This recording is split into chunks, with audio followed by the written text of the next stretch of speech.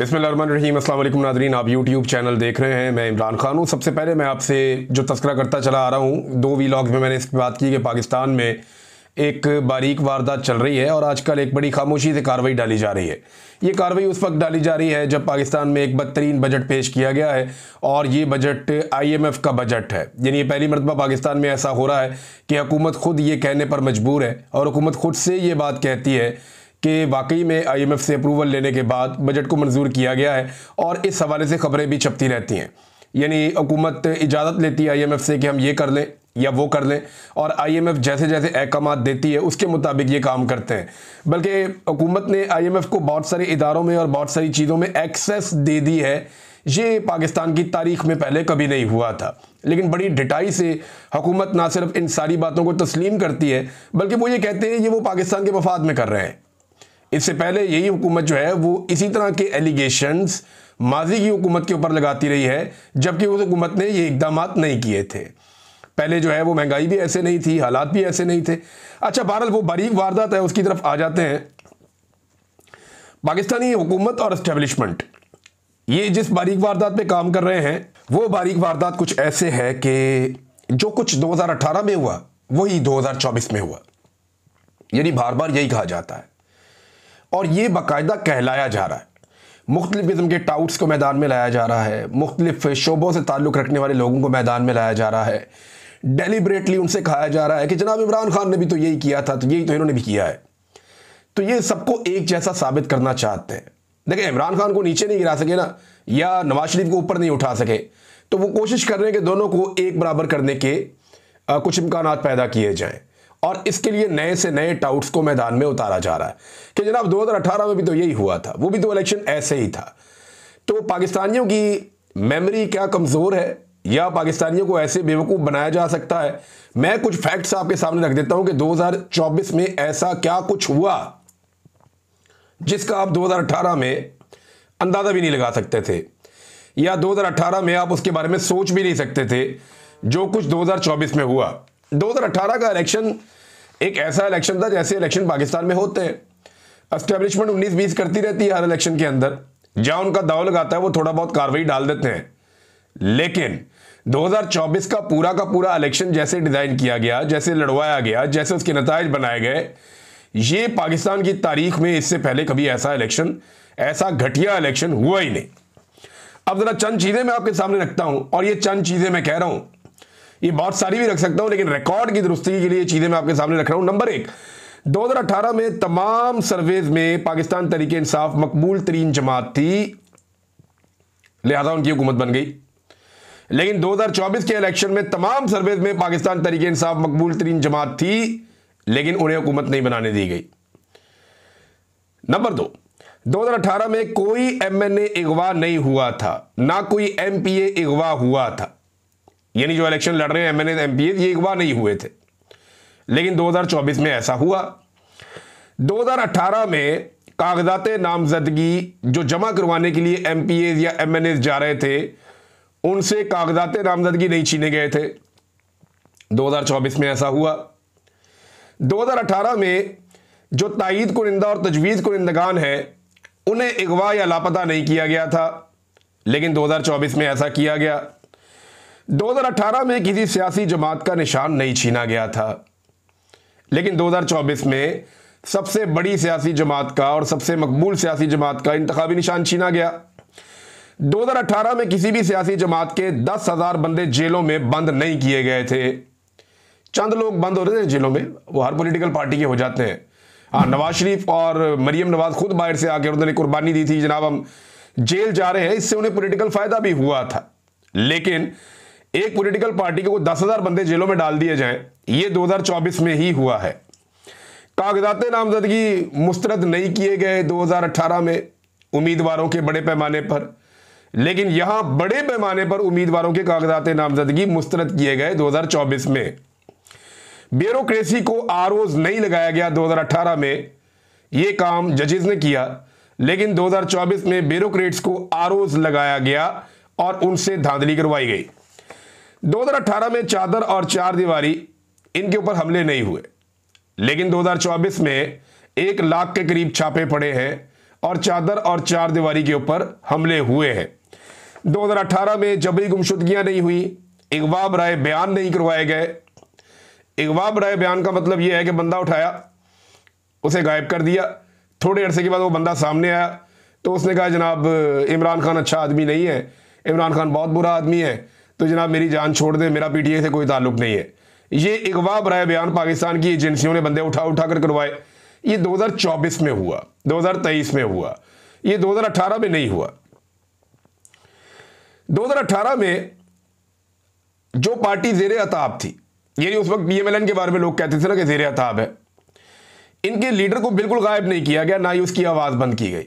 यानी नवाज शरीफ के इश्तिहार भी चलते थे, पोस्टर्स भी चलते थे, तकारीर भी चलती थी, टीवी पे उनका नाम भी लिया जाता था, ये सारा कुछ था। मीडिया में कोई उनके ऊपर बंदिश नहीं थी, बल्कि यहां तक था कि इनकी पार्टी खुलकर कंपेन करती थी, हर जगह जलसे जुलूस करते फिरते थे। शहबाज शरीफ साहब हर जगह पे पूरी कंपेन चला रहे थे, बाकी लोग भी चला रहे थे।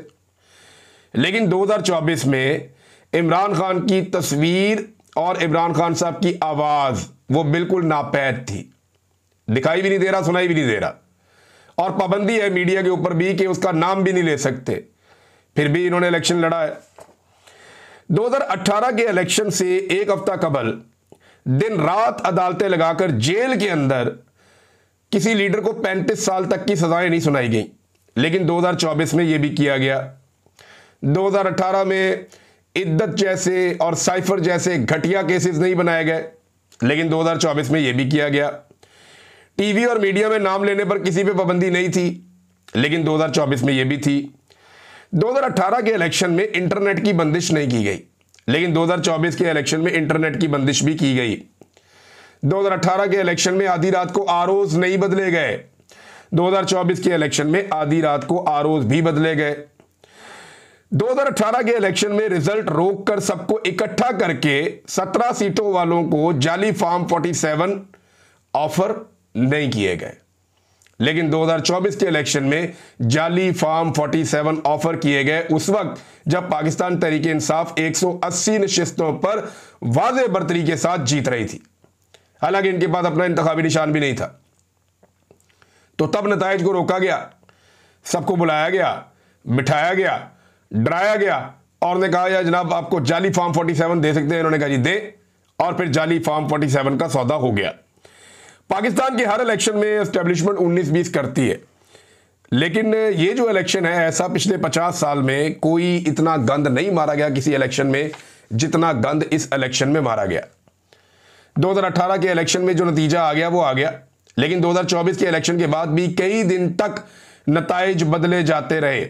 जो सीटें पाकिस्तान तहरीके इंसाफ के आज़ाद उम्मीदवार जीते हुए थे वो बाद में रिकाउंटिंग कर करके पीएमएलएन को दी जाती रही, और ऐसा कई जगह पे किया गया। ये 2024 में हुआ है। 2018 के इलेक्शन के बाद कवानीन तब्दील नहीं किए गए, ट्रिब्यूनल्स तब्दील नहीं किए गए, लेकिन 2024 में धांधली को छुपाने के लिए ये सब कुछ किया गया।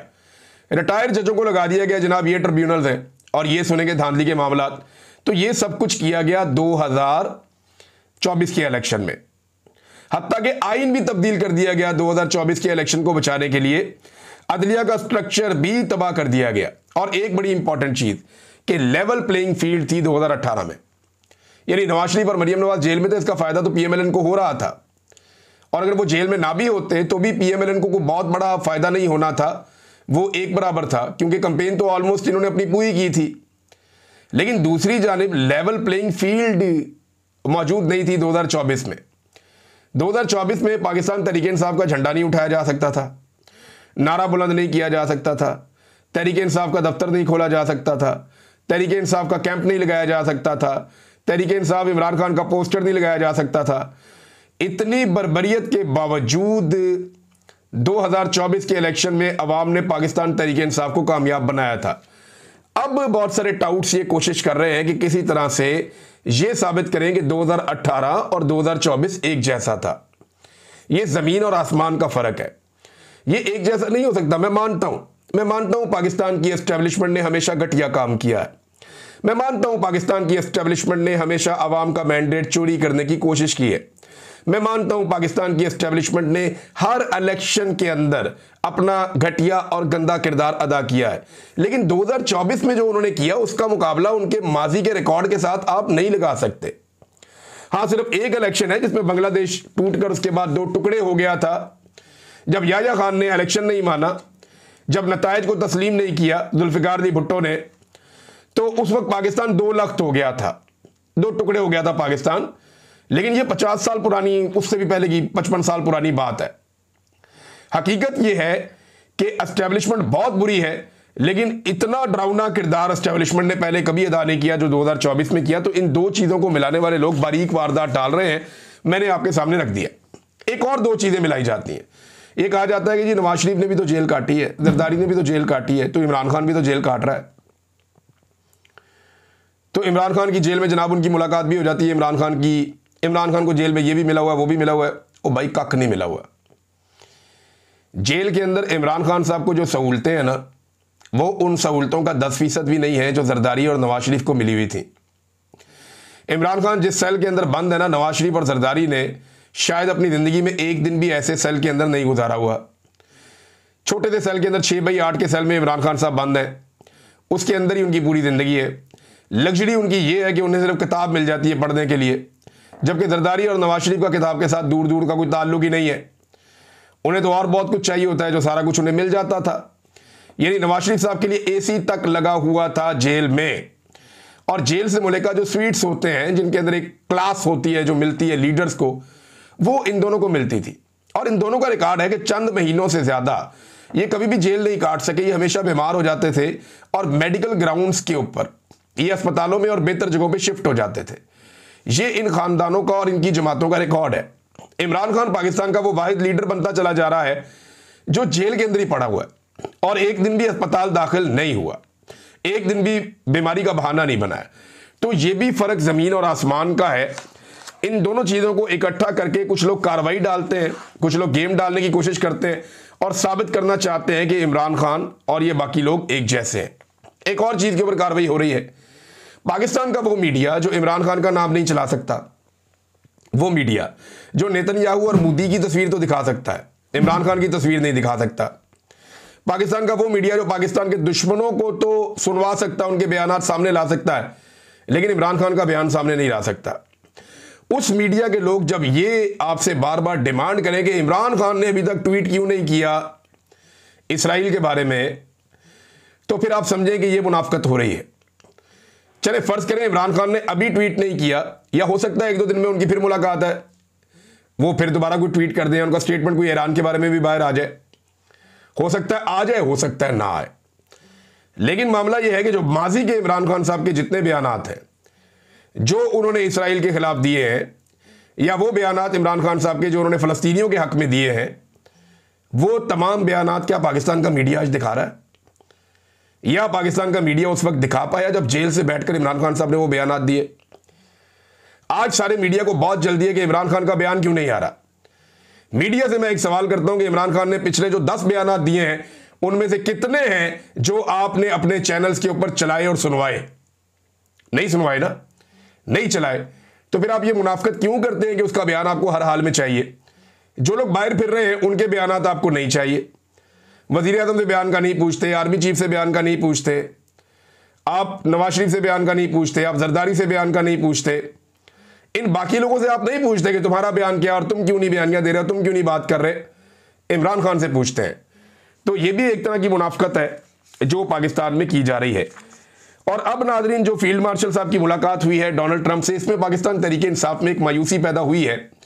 स्पेशली ओवरसीज पाकिस्तानियों ने, उन्होंने बड़ी मेहनत की थी और उन्हें लगता था कि डोनाल्ड ट्रंप जब भी पाकिस्तान के हवाले से या पाकिस्तान के साथ कोई बात करेगा तो वो इमरान खान साहब के हवाले से जरूर बात करेगा कि उनके साथ नाइंसाफी हो रही है। लेकिन वो बातचीत शायद नहीं हुई या वो रिपोर्ट नहीं हुई अभी तक। हो सकता है आने वाले दिनों में रिपोर्ट हो जाए। तो मामला वही है जो इमरान खान साहब ने कहा था। इमरान खान साहब ने कहा था कि मुझे इंसाफ सड़कों पे मिलेगा, क्योंकि अदलिया की जो हालत हो गई है वो आपके सामने है। बैनुल-अक़वामी प्रेशर जहां से लगता था कि आएगा कि जनाब पाकिस्तान में इंसाफ किया जाए, वो सूरत हाल भी आपके सामने है। तो ऐसी सूरत हाल में इमरान खान साहब को सड़कों पे ही इंसाफ मिलेगा, क्या पाकिस्तान तहरीक इंसाफ सड़कों पर निकल के इमरान खान साहब को इंसाफ दिलवा पाएगी? ये एक ऐसा सवाल है जो अब मेरे ख्याल में उठाने का उतना फायदा नहीं है, क्योंकि पाकिस्तान तहरीक इंसाफ की लीडरशिप ने बार बार मौका ज़ाया किया। स्पेशली अली अमीन गंडापुर साहब ने 2 मरतबा एक ऐसे मौके को ज़ाया किया जिसमें इमरान खान साहब ने जेल से बैठकर बड़ी तहरीक चलाई और बड़ी कोशिश की थी। लोग बहुत बड़ी तादाद में निकले थे, बहुत बड़ी तादाद में आए थे, लेकिन वो मौका ज़ाया हुआ। और पाकिस्तान तहरीक इंसाफ की जो मौजूदा लीडरशिप है वो एक मरतबा फिर कोशिश तो कर रही है कि एहतजाज का मोमेंटम बनाए। और जितने लोगों को एस्टेब्लिशमेंट ने ट्रक की बत्ती के पीछे लगाया हुआ था कि इमरान खान साहब बाहर आ जाएंगे, इतने अरसे में बाहर आ जाएंगे, चीज़ें बेहतर होने जा रही हैं, वो सारे लोग अब एस्टेब्लिशमेंट से भी बहुत मायूस हैं, क्योंकि एस्टेब्लिशमेंट ने उन्हें फिर से धोखा दिया है। जैसे ही एस्टेब्लिशमेंट को थोड़ा सा रूम मिला, उनके थोड़े से ताल्लुकात जो है वो अमरीकी इंतजामिया के साथ कुछ थोड़ी बातचीत बनी, को मुलाकात का माहौल बन गया।